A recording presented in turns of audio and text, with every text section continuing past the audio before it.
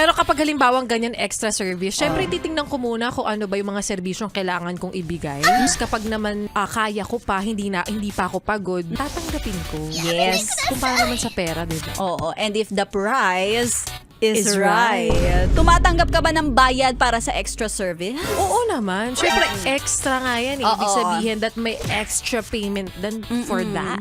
On top Extra of your service. basic solid salary. Confidently, yes. Confidently, yes. Ako din, tumatanggap ako. O, diba? Alam ko tumatanggap ka talaga. Kasi minsan may mga nag-i-inquire sa akin pero ikaw ang gusto. Ay! Pero kapag halimbawang ganyan extra service, syempre titingnan ko muna kung ano ba yung mga serbisyong kailangan kong ibigay. Tapos kapag naman kaya ko pa, hindi pa ako pagod, tatanggapin ko. Yes. Kumpara naman sa pera, diba? Oo, and if the price is right. Ako marami din akong mga hidden talent. Nilalabas mo lang sa extra service Oo, na to. ilalabas ko lang talaga kapag may bayad. Na hindi mo nilalabas sa tuwing umiere ka. Naman. nakikita For lang your namin. eyes only to. Wow! I love it!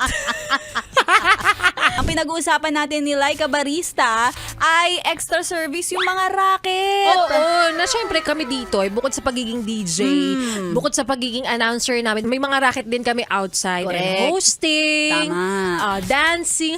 Dancing!